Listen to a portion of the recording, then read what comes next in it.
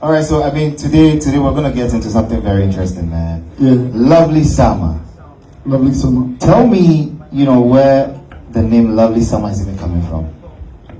Well, it's like an album inspired by love, Interesting. and most of the things that happened in that album took place during the time of summer 2023. Okay. And so it was a summer experience. I always say I make my music based on experience. Yeah. So it was a summer experience, and it was about love. So it's a lovely summer, isn't it? Ultimately, was it really a lovely summer? Because some of the songs talks about other things that are not so lovely. I mean, you can't talk about love without the ups and downs. Okay. Love is never just like, it's never just sweet. Okay. There's always the positive and the negative, and it all comes together to make a strong relationship, if you will say.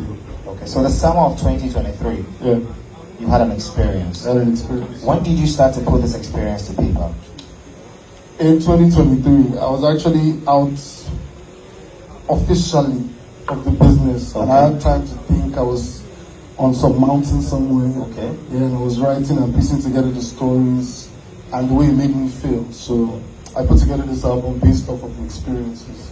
Yeah.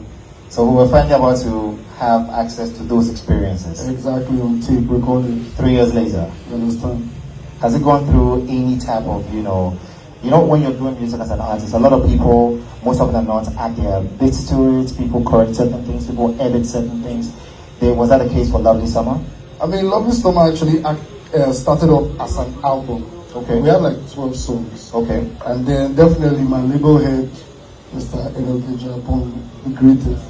He was like, no, let's make it an EP. We can't give them all of this at one time. So we made it 6 songs. We took out some of the songs. So some of the experiences you're going to hear about or learn later on.